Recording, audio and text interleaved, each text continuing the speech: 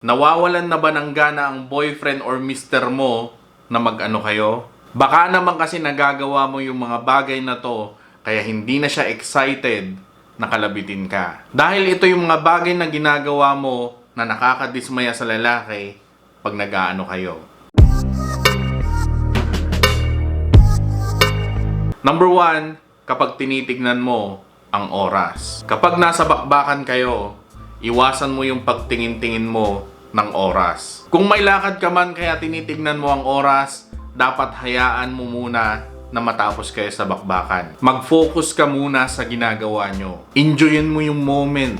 Enjoyin mo yung init ng katawan niya. Enjoyin mo yung laki or liit ng kikiam niya. At enjoyin mo yung connection at yung closeness nyo ng partner mo. Kasi pag lagi mong tinitignan ang oras, nakakawala yan ng gana sa part ng lalaki. Nawawala yung excitement niya. Dahil ang dating sa kanya, para mo na rin sinasabi na naboboring ka, nakasama mo siya, at nagsasayang ka lang ng oras, kaya ayan, tingin ka ng tingin dyan sa relo mo. Ang dating din yan sa kanya, para bang inuurasan mo hanggang kailan kayo matatapos. Tandaan nyo na hindi yan karera na may oras. Moment nyo yan para ipakita at iparamdam yung pagmamahal nyo sa isa't isa. Number 2, yung naiinis ka or nagagalit ka kapag matagal siyang labasan. Kung sakaling tapos ka na or nakaraos ka na, tapos yung lalaki hindi pa, huwag mong ipakita na parang nadidismaya ka or naiinis ka dahil matagal siyang labasan. Huwag kang magreklamo.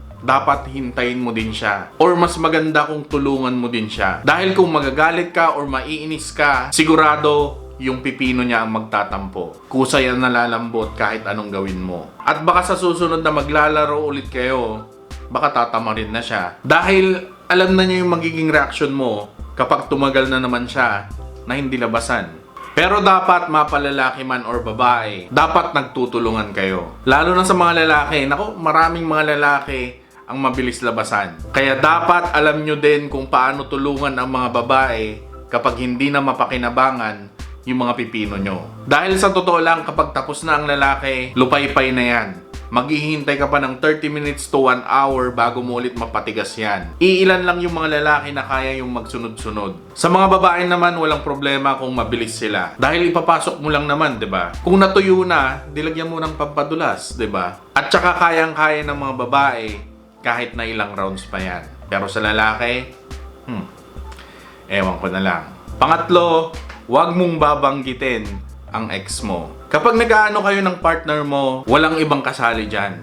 Dapat kayong dalawa lang yan. Lalo na kung yung pangalan pa ng ex mo. Dahil marinig pa lang ng partner mo yung pangalan ng ex mo, sigurado mawawalan na yan ng gana. Ano pa kaya kung nasa kalagitnaan na kayo ng bakbakan tapos ex mo pa rin yung nasa isip mo, di ba? Binabanggit mo yung pangalan niya. Alam mo, kahit pa yung ex mo yung nagturo sa'yo ng helicopter move na yan, or kahit na yung ex mo ang may pinakamalaki or pinakamahabang pipino, wag na wag mong babanggitin yan sa partner mo. Lalo na pag nasa bakbakan kayo. Lagi mong tatandaan na moment nyo yan na dalawa. Nandyan ka para maramdaman yung partner mo ngayon. Hindi para maalala yung nakaraan na pinaranas sa'yo ng ex mo. Respeto at presence ang kailangan sa bakbakan nyo. Hindi yung ikumpara mo yung partner mo sa ex mo. Pang-apat, huwag mong pikehin ang sarap. Kung hindi mo na-enjoy yung ginagawa niya, sabihin mo. Huwag mong pilitin. Hindi magandang idea kung pepekehin mo yung ungol mo para lang masatisfy mo yung partner mo. Dahil mahahalata ng lalaki yan. Kung hindi ka talaga maingay habang binebembang ka niya, huwag kang magingay, di ba? Basta ang gawin mo, makiride ka lang. Sumunod ka sa mga nangyayari. At sigurado, maya-maya lang gaganahan ka na rin. At lalabas na rin kung ano yung natural na nararamdaman mo. Alam nyo, mas masarap kasi yung bakbakan kapag totoo. Kahit na hindi ka ganun kaingay gaya ng mga napapanood sa internet, yung sa Japan. Kahit na hindi ka ganun kagaling gumiling, walang problema yan. Basta ang mahalaga ay ipakita mo kung ano yung totoong nararamdaman mo habang nasa bakbakan kayo at may connection kayo sa isa't isa. Dahil kung pepikehin mo lang, mahahalata at mahahalata ng lalaki yan.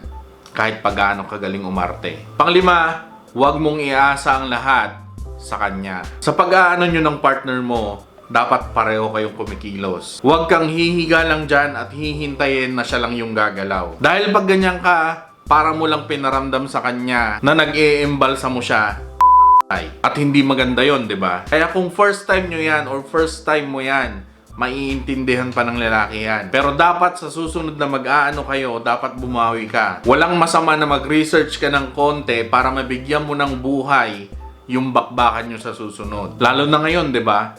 Easy access na ang lahat dahil sa internet. Kung tamad kang magbasa, pwede sa YouTube, maghanap ka ng mga video. Diyan makakakita ka ng maraming technique. Pati sa mga lalaki din, dapat lalaki yung mas gumagalaw dyan. Huwag kayong umasa na yung babae lang yung kumikilos. Huwag kang feeling hari na pagsisilbihan ka ng babae. Pang-anim, takot kang hawakan ang pipino niya. Alam mo, hindi nakakaganda sa part mo kapag nag-iinarte ka na hawakan ang pipino ng partner mo. Kapag nasa ganyang sitwasyon kayo, dapat game na game ka. Again, kung first time yan, maiintindihan pa. Pero kung ilang beses na or matagal na kayo, tapos nandidiri ka pa rin, hindi na okay yan. Dahil kapag pinakita mo or pinaramdam mo na nandidiri ka na hawakan ng pipino niya, para mo na rin sinabi or pinaramdam sa lalaki na nandidiri ka rin sa kanya. Parang nakakadismaya sa part ng lalaki yon at nakakawala ng gana. Kaya huwag kang matakot na hawakan.